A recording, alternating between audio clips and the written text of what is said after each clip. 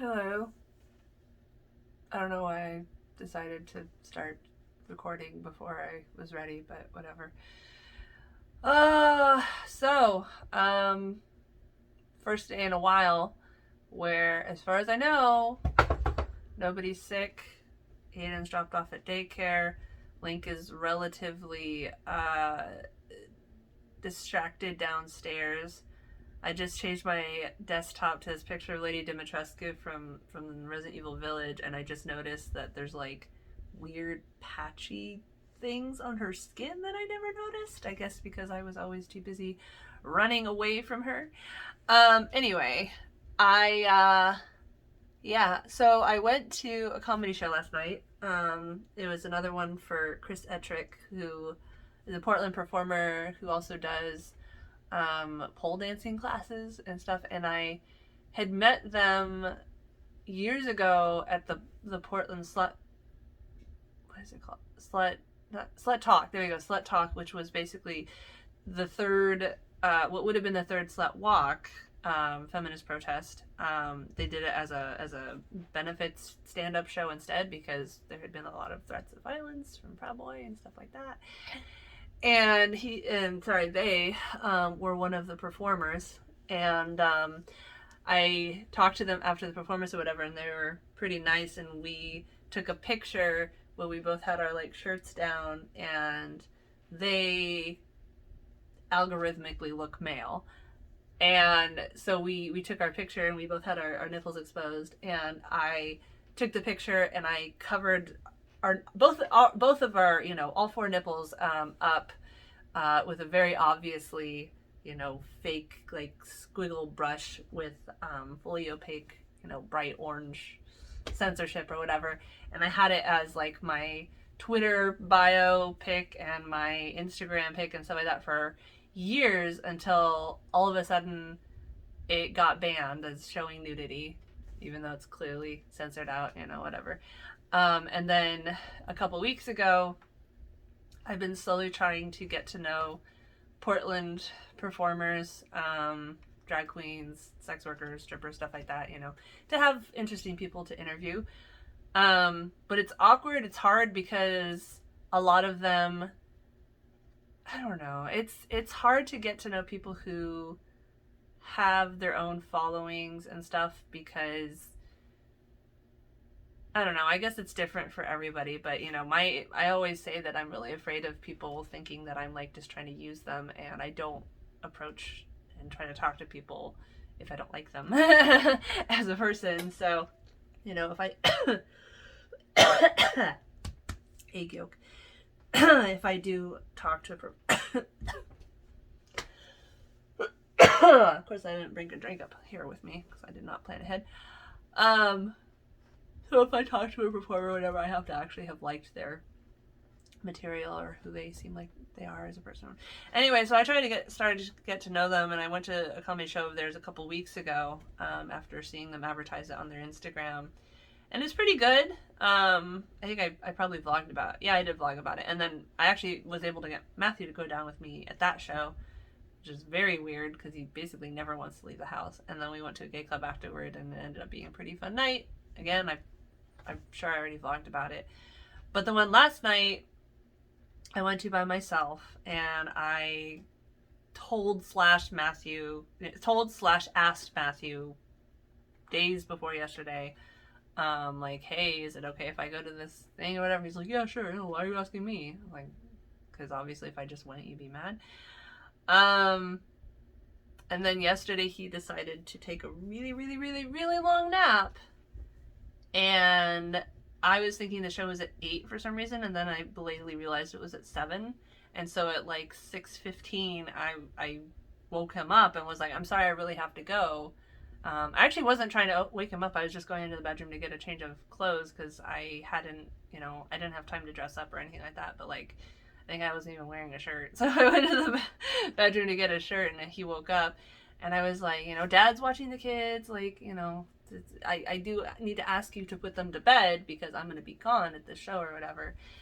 And he was like, did you make him dinner? And it was like, there's plenty of leftovers. We've been eating leftovers for a couple of days. Like, what do you, I don't know.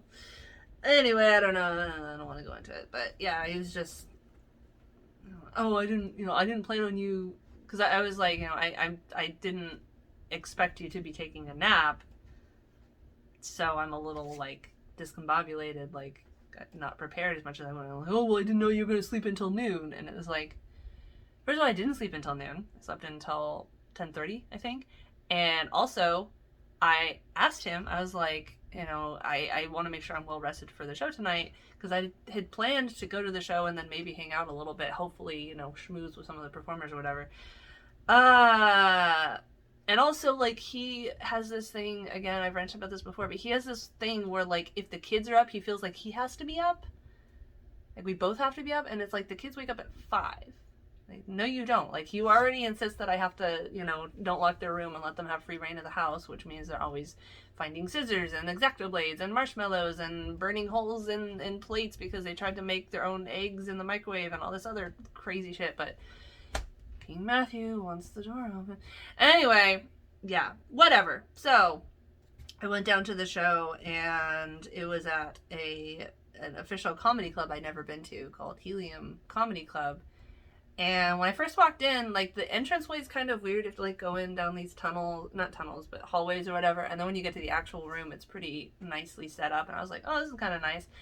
And I had brought a tripod with me, just in case I was able to catch Chris or maybe another performer and get them to do, like, a 5-minute interview with me after the show or something like that. And they're like, you're not going to film, right? I'm like, no, it's just a tripod. Like, no, it's for after. And one of the first irritations is that I had paid an extra $10 for a reserved ticket, which I would assume meant that they had some space reserved for me. And I was all by myself. Like, I could have easily just, like, even shared someone's table. But they put me, like, way at the side back. And it's like, yes, I didn't get, I got there still, like, 10 minutes before they started. It's not like I got there late. And it's just like, why did I pay that extra money if you were just going to stick me way in the back anyway? Like, you should put on the ticket. Like, doesn't matter if you bought reserve, you still need to be there like an hour early if you want a good seat. But what really irritated me is that it was a comedy competition where there were 9 people and each person had like 7 minutes to go or whatever. Every single comedian that went on that stage multiple times would like talk to the audience. He'd be like, anyone out here got kids? Yeah, whatever. And the second performer, who I didn't really like, she mumbled all her words and a lot of her jokes were really gross, and I was just like, But she was like, anyone have a lizard out there? And so I yelled, I have a snake, because she literally was like asking the audience, anyone got a lizard out there? And she made a joke out of it, like she worked it into her routine or whatever. But the fucking big bald bouncer, big bushy beard, like very stereotypical bouncer guy comes over and is like, please don't yell out. And it's like, she asked the audience. She asked the audience for participation. So I was just like, okay. So I just didn't make a fucking sound for the rest of the show. And it did kind of, it took me out of the show because I was just like, no heckling, I understand. Like, don't just, like, interrupt their certainly don't, like, insult them. Don't yell out in the middle of the act or whatever. But if the fucking comedian asks the audience for participation, that's not heckling. Anyway. So, the other thing that was really stupid is that they had us all have papers to, like, write down, what we thought of. Because it was a competition. But it was so fucking dark, I couldn't see what I was trying to write down. And they're very strictly no phones out at ever, including like even as a light. So it's like, how the fuck are we supposed to write down on these pieces of paper? Their food prices were not great, but not terrible. Like I got a hummus plate for like 12, and it was like 3 stalks of celery, 4 carrot sticks, 3 slices of zucchini, and some pita bread with like this much hummus. And then I got 2 ciders, and cider was fine. I don't remember how much a cider was. I think it was like 10. So, I mean, fairly expensive. Just not the most expensive out there. But I don't know. The guy just pissed me off. And then throughout the night, like, again, all the comedians had multiple parts throughout their performances where they were asking the audiences for participation. Other people all around are shouting fucking, whatever. And even sometimes when they weren't asking the audience for participation, None of those people got yelled at. It was only me. It was only me that got yelled. Like, oh my god. I just fucking... Maybe it's just that one bouncer that I unfortunately was sitting near that decided to be overzealous. But it just really pisses me off that they're like, either you need to... Yo, Helium nightclub, or not even nightclub, Helium comedy club. Either you need to tell your comedians not to ask for audience participation, or you need to tell your bouncers to chill the fuck out, and unless someone's actually being disruptive, you know... Just, I don't know. Anyway. So, yeah, that kind of made it hard to have fun at the show. I also just... There was a lot of, like, gross out humor. There was, like, a whole long thing about pooping in the shower and stuffing it down the drain with his foot. Another guy was talking about, like, making masturbation jokes to his kid. And just, like, a lot of... and I mean, I'm not a prude. Like, I'll laugh at a good, you know, sex joke or whatever, but I just feel like, I don't know, what's funny about trying to stuff poop down your drain? I don't, okay.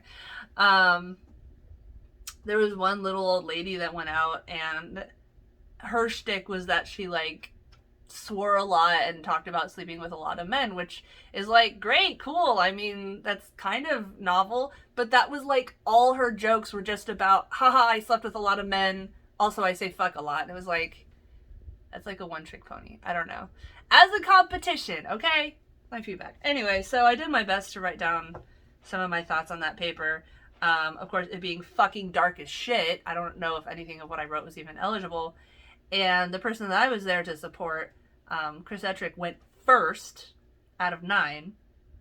And they never like brought the lights up or gave you a pause between performers or anything to write down. So I guess they just expected people to remember everything that every performer had done for an hour and a half and then figure it all out at the end, which is just not how human brains work. The host herself too, like, I don't know, she seemed kind of conservative and just, I didn't love her. There was like almost none of the performers regulated their voices well either. Like, either they their whole set, or they would like shriek randomly right into the mic, and it was just like one lady, she started out funny and then she just, I don't know, she got really, like, she played a witch character, and then she was like, shrieking in the fire, and I literally was like this, because it was just breaking my eardrums, and it's just like, yeah. Anyway, so I went to the show. The person I was there to support unfortunately got stuck going first and didn't make it to the finals, and I honestly think, you know, I tried to be unbiased. Like, I wasn't like, oh my god, I kind of sort of know this person, therefore they're the funniest. You know, I try to give everyone an equal shot, and honestly, the majority of the people there, I was like, okay. But yeah, they didn't get to the final 3, and again, I think it's just because they got stuck going first. But after the thing ended, went out on the street, people were all like talking with the various groups. I saw Chris. I went over and talked a little bit to them. Apparently their brother was visiting, and it's funny because some of Chris's jokes are about being raised in rural Oregon and, you know, the stereotypes and that. So I thought, anyway, got to talk a little bit to Chris. Chris was still sort of like, you know, oh, someday we'll talk, someday we'll do a video, and it was just like, I will pay you, like, this is a job. I'm not asking you to, like, hang out with me and just, like, take, you know, your busy time, you know, whatever. Like, I understand you're busy, and, you know, you obviously have more of a following than I do, and, like, it would be work. It would be, like, I hope it would be fun, but it would be work. I will pay you, but I don't know. One of the things that's been really frustrating about trying to connect with people locally is that so many of them, you know, especially like the sex positive people and the nerds and stuff like that, they don't have kids. And a lot of them straight up hate or at least strongly dislike kids and won't even, like, don't want to be near them. So they have all this freedom to just la la la la la, I'm gonna go clubbing tonight. Whereas me, I have to, like, plan all that stuff a week in advance and hope that my husband's in a good mood and hope that the kids aren't sick and hope that I'm not sick. And, like, I just don't have the freedom to go where the wind blows. And it's frustrating because it's like, I have to meet them where they are you know, the people, the childless, able to do whatever they want people, because I'm the one trying to establish friendship. They already have their friends. They already have, you know, a whole network of people like them that they talk to, which is great. I want that too, but it's just frustrating that, you know, I have such a hard time finding nerds, sex positive nerds who don't hate children and who can stand being around them. And I mean, it's like, I would love to have more opportunity away from my kids, but especially since everything is in the evening, you know, when obviously daycare and school are over, I don't have the freedom to do that. I guess I need to just find a babysitter and hire the babysitter to, you know, put the kids to bed and stuff like that, and just help Matthew, because watching the kids by yourself is a lot. And, you know, he's tired from work. He doesn't want to have to, like, be chasing him around and everything like that. So, yeah, gotta find a nanny. It's funny, when you talk about, like, getting a babysitter when your husband is home, everyone's like, oh my god, you should watch his own kid. But then it's like, people don't think that way about a nanny. It's like, a lot of times the nannies are there while the parents are there. Like, it's interesting, the terminology of what is considered shameful or not. Now, would I want a babysitter if I'm by myself with the kids? I feel like that's a waste, but I do put Aiden in daycare, and I'm counting the days till Link is in school, so it's not like I'm like, oh yeah, it's so easy to work with them around. Anyone who's watched my stuff knows that that is definitely not true. But anyway, so yeah, I talked a little bit to Chris, didn't get any kind of hard-coded, yeah, let's meet up and film a video, but, you know, whatever. Started talking to some of the other people there. There are these two trans women that I started talking to, and it's fun because one of them was kind of sarcastic and deadpan, and the other one was very, like, quiet and sweet. And I forget who they said. I think they said that they were partners with someone else in the group related to, you know, who's friends with Chris. I don't know. But anyway, apparently they had gone to Renaissance Fair in Seattle earlier yesterday and then drove all the way down for the show. And I was like, that's a lot of driving. But that's the perfect kind of example of, like, people who can just, like, make sudden decisions. Like, hey, I'm not working today. I'm going to go to Seattle and then drive down to Portland for a show. Like, God, I envy that so much. But I don't laugh, Kenny. I did tell them about my channel, and I gave him a card and was like, you know, if you or if anyone you know would ever like to be interviewed or just, you know, do some kind of video, let me know, blah, blah, blah. I don't think, like, a single time that I've talked to someone and handed them a card and had this conversation with them, I don't think it's ever worked out. I don't think I've ever heard from any of these people ever again. But, you know, like, you just gotta keep trying. And I think for a lot of them it's not personal, they just forgot. I do still have, you know, a lot of potential interviewees that I'm sorting through. The quest continues forever, trying to catch up on DMs and emails and everything like that, and it's just like, sometimes I'll live stream while I'm doing it, not showing the screen, but just showing me, so that when I get, like, really bad ones, I can be like, wow, guys, look at this shit. Like, read it aloud to them without saying who it is. Although I feel like if you're going to send death threats to me or whatever, then I'm going to put your email out there, because fuck you. Don't get too many death threats, luckily. I do get the most of the death threats I get are actually on YouTube, and are just, like, random comments. Like, some random idiot will show up and, like, leave death threats on, like, 20 of my videos, and it's just like, okay, was that fun? Is your day, do you feel fulfilled now? I don't really take it personally. But yeah, I talked to them. Oh, the only other thing, while going up to get seated, I started talking to this other lady very briefly, and talking a little bit about homeless activism or whatever. And she was talking about how she has a friend who committed suicide because there's a website, there's an Instagram, I think it's called What the Fuck Portland or something like that, and basically they'll take pictures of homeless camps and stuff like that, and then, like, shit all over them on Instagram, and they got, like, a bajillion followers. And so her friend a picture got posted and the friend was so mortified that she committed suicide. And so the lady I talked to yesterday said that she's gonna try to like expose and get this account shut down, which, you know, more power to her. But I had just managed to give her a card, and then like we were getting sat down, so I didn't really get to tell her about like what I do and why, you know, how it would be great for me to like, I would love to, you know, interview her or do anything I can to help her in her mission of shutting this page down. And I heard her friend behind her or whatever while we were getting seated, look at the card, because the card says, where do I have it? I always carry them around. Says, fighting for equal treatment, one video at a time, Topless topics. And I heard the friend go, one video at a time? What does that mean? And I just like, I really wanted to explain, but we were getting seated, so I couldn't. So I don't know. Maybe she'll check out my stuff someday. Probably not. But yeah, just, you know, just counting the days till Link goes to school finally, and hoping that Aiden doesn't get sent home sick anymore, even though I don't think he actually was sick on Thursday. I think he just had nasal drainage. Because I can't wait to most likely have a 6-hour break Monday through Friday, where I can actually work and just like live stream while I'm editing and stuff like that, and hang out with you guys, so I'm not just by myself staring at a screen.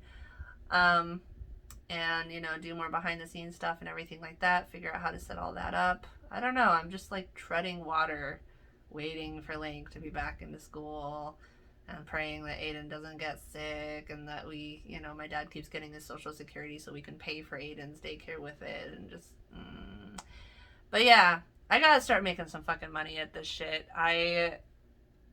It's the only way I'll ever validate it enough that maybe Matthew won't get so mad, because it just looks like a hobby. It just looks like a hobby that I'm like, you know, sticking him with watching the kids on the weekends so I can go off gallivanting to, you know, burlesque shows and comedy shows and stuff like that. And I mean, I'd take him if he wanted to go, but then I would have to hire a babysitter, so I don't know. But yeah, anyway, so we'll figure it out. I'm gonna go write an email to the Offline podcast, which is done by John Favreau, who is part of the Pod Save America founders, and he'll talk to like different experts about tech related stuff. Like he'll interview like someone who used to work in Twitter safety, or he did one with Hank Green, which was really, really fun and whatever. And then it basically like talks about how the internet, you know, controls everything, and like the good and the bad and the really bad of it. And I was thinking that it would be really nice if I could encourage them to do some kind of episode talking about how sex workers are treated online, especially by financial institutions, because as you guys who followed me know, I always get thrown in as a sex worker, literally for just having female nipples, and I have all these issues like with Stripe straight up saying I'm not allowed to use them for anything, even audio only podcasts, or, you know, a shirt that says ban all nipples or no nipples. I don't even know how I'm gonna, you know, accept money to sell these shirts as I start making them, because shit like Stripe says because you have female nipples anywhere on the entire internet, you're not allowed to use our service. And yeah, it'd be nice to have more people talk about that, because it's fucking bullshit. So, all right, I'm gonna go get to work. See you guys next time.